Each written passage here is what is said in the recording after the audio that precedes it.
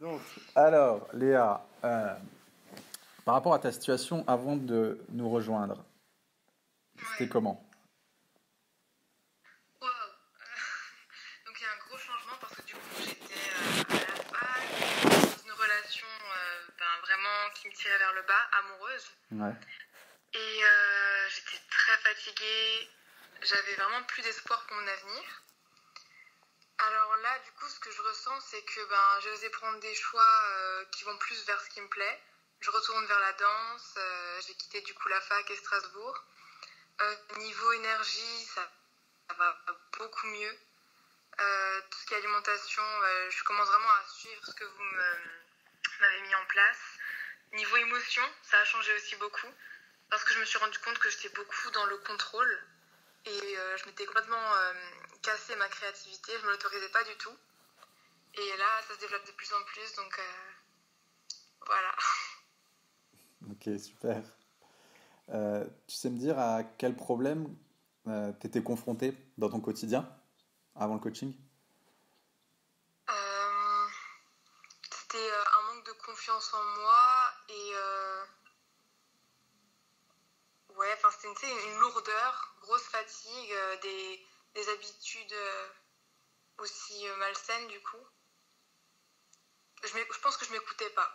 Je mangeais pour tout tasser et ouais, j'avais très peur de mes émotions, etc. Hmm. Ok. Et en quoi ça avait un impact sur ta vie? Tout ça. Je m'étais coupée de tout. Enfin, j'allais plus danser. J'étais de plus en plus fatiguée alors que je faisais pas grand chose. Une tristesse. Je commençais de nouveau à être en dépression. Franchement, c'était vraiment le blackout, quoi. Hmm. Qu'est-ce que tu envisageais comme solution, du coup? Avant de faire le coaching, Ouais. ben, c'était un peu la lutte. Je savais vraiment pas trop, quoi. J'essayais vraiment de tenir chaque jour, mais à chaque fois que j'avais quand même cette idée de quitter la fac, Ouais. de me remettre à la danse, mais il y avait énormément de peur d'entreprendre ça. D'accord. Donc tu penses que là aujourd'hui le coaching t'a aidé à passer au-delà de tes peurs. Ah ouais, ah ouais. Et D'accord. aussi beaucoup, tout ce qui est morning formule, Ouais. je me rends compte que, en fait, souvent quand je me réveillais, j'avais des pensées de suite négatives, j'avais peur de vivre ma journée. Mm. Et maintenant, des fois j'ai ça encore, Hmm. mais très vite je vais me dire, ok, même si j'ai ça, je vais faire mon yoga, je vais lire ma morning formule, je vais faire un peu de méditation, et après on verra. Et c'est vrai que rien que de me mettre en marche là-dedans, ça change tout de suite mon état à l'intérieur, quoi. D'accord. Pourquoi tu t'as choisi de venir vers nous plutôt que vers quelqu'un d'autre? Pourquoi nous? Déjà, quand j'ai fait le coaching avec toi, j'avais bien aimé ce que vous transmettiez. Et je t'ai suivi, Céline, sur Instagram et je voyais ce que tu postais comme texte. Et je sais plus lequel, mais il y en a un qui m'a beaucoup parlé. C'était même pas tellement par rapport au coaching, mais c'est un texte que tu as écrit. Et j'ai voulu revenir vers vous. Après, j'ai vu une vidéo un peu promotion de votre coaching. Et je me suis dit, tiens, il faut vraiment que j'aille là-dedans. Et voilà. D'accord. Qu'est-ce qui se serait passé pour toi si t'avais pas suivi le coaching avec nous? J'imagine, hein, en imaginant, je suivais vraiment la peur des autres. Enfin, peut-être qu'il était aussi la mienne, enfin voilà, mais j'étais vraiment là-dedans. J'aurais été de plus en plus vers la conformité, en me maltraitant, parce que c'est vraiment ce que je faisais. Je voulais être normale, je voulais être conforme, alors je me rognais vraiment les ailes, etc. Je pense que j'aurais sûrement continué dans la licence par peur, ou alors j'aurais vraiment fait de nouveau une dépression et j'aurais été au bout de ma vie, et voilà. Hmm. C'est quoi tes projets, du coup, là, maintenant? Alors, normalement, en septembre, j'ai trouvé un hôtel dans lequel travailler à Cadiz, en Espagne, pour un mois. Et j'ai vraiment envie du coup, de voyager, d'aller de festival en festival dans la danse, parce que je veux absolument trouver un partenaire. Et là, ça fait 2 semaines que je me suis remise à la danse. Hier soir, j'étais à la danse et c'est vraiment un bonheur et je pense vraiment que, enfin, je sais que je vais vraiment être là-dedans. Et donc vraiment, mes projets, c'est danse et voyage. Et Ouais, voilà. c'est ta vie, t'es faite pour ça, de toute Mm. façon. Ah ouais. Bah, depuis le début, avec les mornings, je te disais, mais t'as un Ouais. truc avec ça, quoi. Mm. Mm. Putain, j'en chiale, tu me fais pleurer. Euh, ok, c'était quoi les risques, peurs que tu avais avant de rentrer dans le programme, avant d'acheter le programme? Par rapport au programme, Ouais, c'était la somme d'argent. ouais.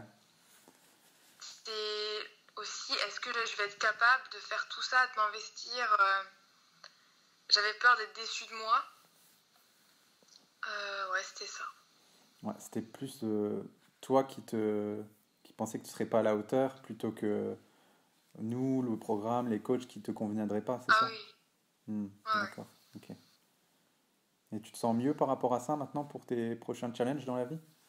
Ouais, franchement, parce que avant j'étais un peu traumatisée du sport, parce que auparavant j'avais fait vraiment en mode tyrannie, Hmm. et là j'ai trop besoin, enfin je veux dire, j'y vais naturellement euh, sans me mettre une pensée tyrannique, fais du sport et tout, ça vient comme ça, donc Mm. Ouais, quand tu changes l'alimentation aussi, après, tu retrouves l'énergie pour. Tu te poses même plus la question, en fait, c'est ça. Mm. c'est ça, ouais.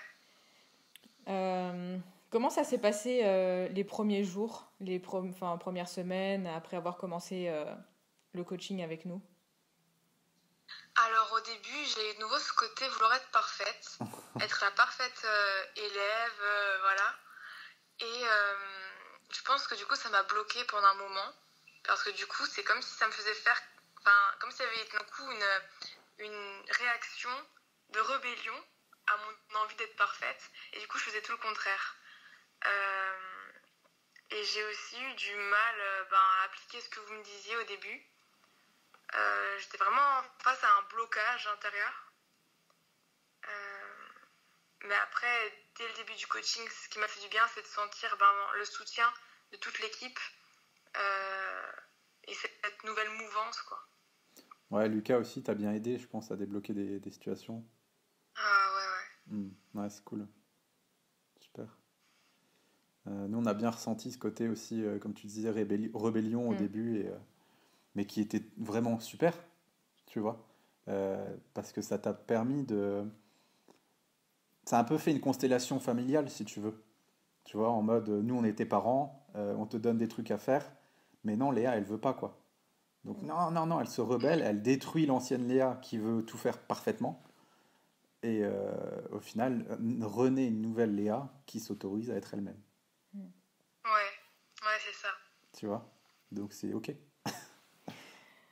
C'est quoi les plus grandes difficultés auxquelles tu as été confrontée pendant le coaching?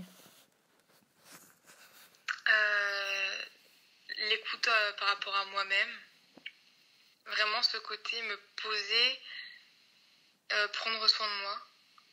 Euh, mais c'est toujours en lien avec cette idée de perfection, quoi. Mm. Comment t'as fait pour les surmonter, en fait? Pour surmonter ce besoin de perfection? Ce que je faisais, c'est que quand je sentais que ça montait trop dans la tête, enfin, dans le mental, qu'il y avait trop de conflits, je me faisais du yoga. Ça m'a toujours bien alignée. Et, euh, et aussi, je m'autorisais la créativité. Quand Lucas m'a donné quelques challenges de dessiner chaque jour, donc du coup de prendre un temps rien que pour ça, ça a commencé à débloquer des choses vraiment mentalement. J'ai vraiment senti le processus de déstresser, prendre ce temps pour moi et j'avais l'esprit beaucoup plus clair du coup. Mhm.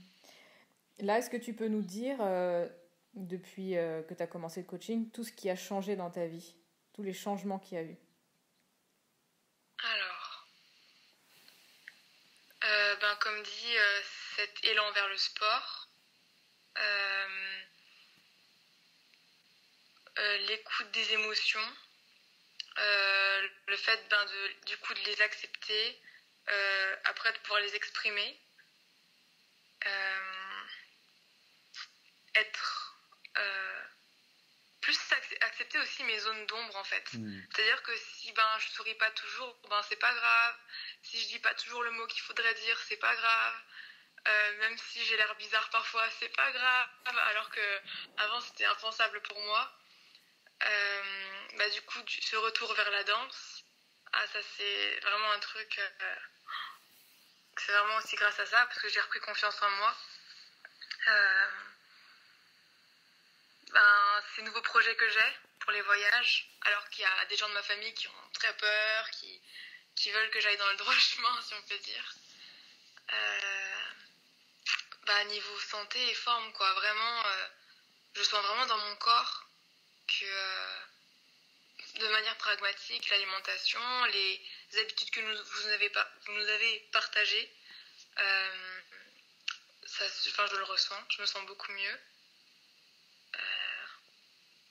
Et après, les coachings avec Mathieu, c'était super, quoi, niveau émotion. Ouais. C'est vachement riche, hein, chaque fois. Même nous, quand on y va, on ressort chamboulé, quoi. Ce qui est super, c'est que ça travaille vraiment comme une vibra-conférence, comme un vibra-atelier, tu vois, en miroir. Et chacun, quand il répond à la question de Julien, Mathieu, en fait, ça travaille chez moi en miroir, ça travaille chez Céline, ça travaille chez Léa. Ouais, Donc, carrément. juste des voix, t'écoutes, juste tu participes pas et... Ouais, ça fait bouger des choses chez toi. Ah ouais, beaucoup. Et au début, j'avais aussi du mal à me connecter à ma problématique. Et du coup, je pouvais pas partager ça dans les Zooms avec Mathieu. Et ça aussi, ça a un peu changé vers la fin. Je commençais à vraiment écouter ce qui se passait en moi, ce que je pouvais partager. Et j'avais aussi un peu peur, en fait, de montrer vulnérable devant tout le monde, montrer ce qui allait pas, etc. Ça, ça revient beaucoup, ça, dans nos coachings. Tu vois, les gens nous demandent... moi, je veux faire que du coaching individuel. Tu vois? Parce qu'en fait, leur problématique, au début, ta problématique, c'est un problème de transparence. C'est-à-dire que le fait de ne pas vouloir parler de ta problématique devant des gens, c'est ça ton problème, en fait. Et une fois que tu acceptes de parler devant 10 personnes de ton problème, là, ça... C'est pour ça que le coaching commun, il est fort, il est puissant, parce que, en fait, à partir du moment où tu te mets à poil devant des gens, après, c'est beaucoup plus simple, tu vois. Tu sors de ta zone de confort, tu sors de ta zone de peur, il se passe plein de choses. Alors, au début, tu vois, il y en a certains qui n'osent pas parler, ça va mettre du temps, au bout de 3-4 coachings seulement, ils vont se dire, attends, lui il ose, lui il a dit des trucs de fou, mais moi, finalement, ma problématique, elle est pareille, quoi. Voilà, j'ai des trucs même qui sont moins... Enfin, il n'y a pas de moins, pas de plus, mais tu vois, parfois, tu te dis, attends, il a osé dire des trucs comme ça, moi, j'ose pas dire un tout petit truc comme ça, allez, et puis après, les gens se lancent, quoi. Mais ça, c'est normal au début. Hein. T'avais d'autres questions du coup, tu voyais... Non, je pense que déjà, on a fait le